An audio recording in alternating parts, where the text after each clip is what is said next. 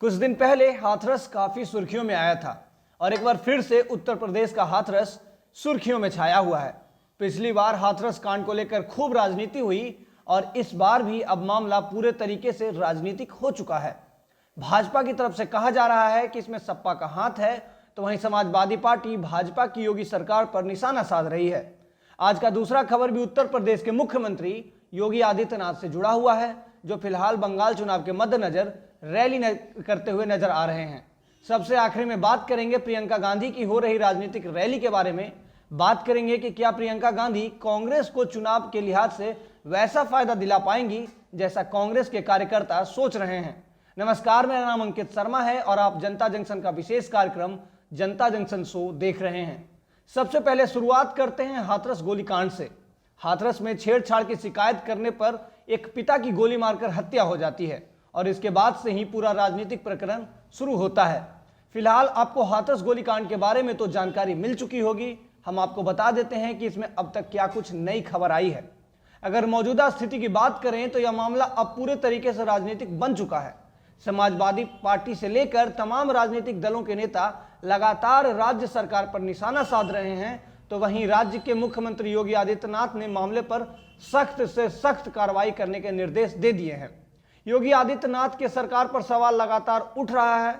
उनकी सरकार पर कानून व्यवस्था के मामले में पिछड़ती हुई नजर आ रही है, ऐसा विरोधियों का मानना है। मौजूदा हत्याकांड का एक मुख्य आरोपी गौरव शर्मा इसके पहले भी महीनों जेल की सजा काट चुका है और अब उसके तार समाजवादी पार्टी से जुड़े होने की बात कही जा रही है। गौरव शर्मा के तार समाजवादी पार्टी से जुड़े हैं, इस बात का दावा भारतीय जनता पार्टी के सांसद सुब्रत पाठक कर रहे हैं।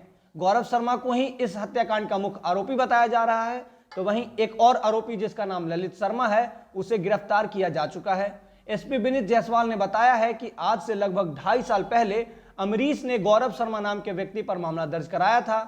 अमरीश की तरफ से छेड़छाड़ का मामला दर्ज कराया गया था, जिसमें गौरव शर्मा को जेल की सजा भी हुई थी। हालांकि 1 महीने के बाद ही वो जमानत पर बाहर आ गया था। अब इस बात से एक चीज तो तय हो गई है कि इन परिवारों में पुरानी रंजिश चल रही थी। हाथरस के एसपी ने बताया है कि परिवार के अनुसार उनकी पुरानी दुश्मनी चल रही थी और इसी दुश्मनी के चलते 1 मार्च को गौरव शर्मा, उसकी पत्नी, उसकी मौसी गांव के एक मंदिर में आई। इसी मंदिर में मृतक अमरीश की बेटी पहले से मौजूद थी। वहां इन दोनों के बीच झगड़ा हुआ और अमरीश भी इस बीच वहां मौजूद था। यहीं गौरव शर्मा ने गुस्से में अमरीश पर फायरिंग की, जिसके कारण उसकी वहीं पे मौत हो गई। जिस छेड़छाड़ वाले केस की बात की जा रही है वो लगभग 2.5 साल पुराना बताया जा रहा है। भाजपा सांसद सुब्रत पाठक ने 2 फोटो डालते हुए लिखा है कि लाल टोपी से सावधान। इस समाजवादी नेता ने हाथरस में ब्राह्मण लड़की के साथ छेड़खानी के विरोध में उसके पिता की हत्या कर दी है। ऐसे अपराधियों को समाजवादी पार्टी समर्थन करती है। जो जितना बड़ा अपराधी वो उतना बड़ा समाजवादी। इसके साथ ही 2 पोस्टर भी उन्होंने डाला है जिसमें गौरव दिखाई दे रहा है।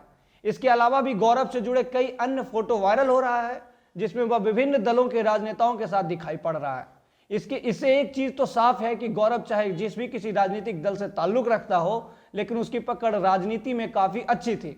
फिलहाल हम उम्मीद करते हैं कि उत्तर प्रदेश पुलिस जल्द से जल्द आरोपियों को गिरफ्तार करेगी और फिर उन्हें कानून के मुताबिक सजा दिलाएगी। अब आते हैं अपने दूसरे खबर पर।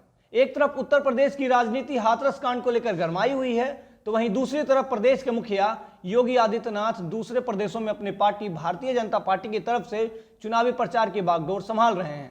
अब जब योगी आदित्यनाथ चुनाव प्रचार कर रहे हैं तो यह निश्चित है कि चुनावी मंच से तमाम ऐसे मुद्दों पर भाषण दिए जाएंगे जो योगी आदित्यनाथ के साथ साथ भारतीय जनता पार्टी के लिए चुनाव में एक महत्वपूर्ण भूमिका निभाएगी।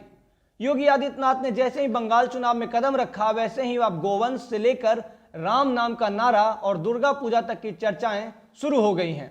पश्चिम बंगाल के मालदा में योगी आदित्यनाथ ने चुनावी सभा को संबोधित करते हुए कहा है कि पश्चिम बंगाल में तो लोग को राम नाम का नारा लगाने से भी रोका जाता है। योगी आदित्यनाथ ने ममता बनर्जी की पार्टी पर निशाना साधते हुए कहा है कि बस 1 महीने के बाद बंगाल में परिवर्तन दिखाई देगा और टीएमसी के गुंडे जान की भीख मांगते हुए दिखाई देंगे। उन्होंने कहा कि टीएमसी के गुंडे अपने गले में माफी के लिए तख्ती लटकाकर घूमेंगे। योगी आदित्यनाथ ने चुनावी जनसभा में गौ तस्करी का जिक्र करते हुए कहा कि यहाँ दुर्गा पूजा पर रोक लगाई जाती है, तो वहीं ईद में जबरदस्ती गायों को काटा जाता है। उन्होंने कहा कि कभी पूरे भारत को जो बंगाल नेतृत्व प्रदान करता था वो आज खुद बदहाली के दौर से गुजर रहा है। आगे उन्होंने बंगाल की धरती से समाजवादी पार्टी पर निशाना साधते हुए कहा कि एक पार्टी ने अयोध्या में राम भक्तों पर गोली चलाई थी, उसका क्या हाल है वह हम सब देख रहे हैं। उनका कहना था कि आज बंगाल में जय श्री राम के नारे लगाने से रोका जा रहा है तो बहुत जल्द टीएमसी का भी यही हाल होने वाला है। योगी आदित्यनाथ ने बंगाल में सीएए और धारा 370 का भी जिक्र किया। अब बंगाल के रन में भारतीय जनता पार्टी समेत ममता बनर्जी की टीएमसी और कांग्रेस के साथ मिलकर लेफ्ट पार्टी भी मैदान में उतर चुकी है। अब कांग्रेस का जिक्र आया है तो सबसे अंत में बात कर लेते हैं प्रियंका गांधी की। पिछले कुछ समय से कांग्रेस पार्टी की तरफ से राहुल गांधी और प्रियंका गांधी चुनावी जनसभाओं में काफी सक्रिय नजर आ रहे हैं। प्रियंका गांधी और राहुल गांधी को अपनी पार्टी के लिए लगातार काम तो कर रहे हैं, लेकिन सवाल यही है कि क्या पार्टी को जमीन पर कोई फायदा इससे होते हुए दिख रहा है। यह सवाल हम नहीं पूछ रहे हैं, बल्कि तमाम राजनीतिक विशेषज्ञ इस पर तीखी टिप्पणी कर रहे हैं। खैर, हम इस चीज पर बात नहीं करेंगे, बल्कि चुनाव परिणाम का इंतजार करेंगे। मौजूदा समय में प्रियंका गांधी कांग्रेस पार्टी की तरफ से पूर्वी राज्यों में होने वाले विधानसभा चुनाव के लिए कमर कस चुकी हैं।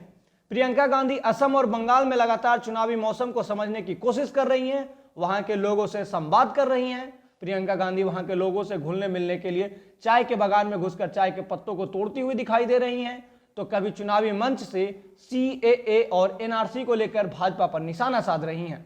प्रियंका गांधी तो असम के मतदाताओं से वादा कर रही हैं कि अगर कांग्रेस पार्टी सत्ता में आती है तो वह ऐसा कानून लेकर आएगी जिससे वहां के लोगों पर सीएए और एनआरसी का कोई असर नहीं पड़ेगा।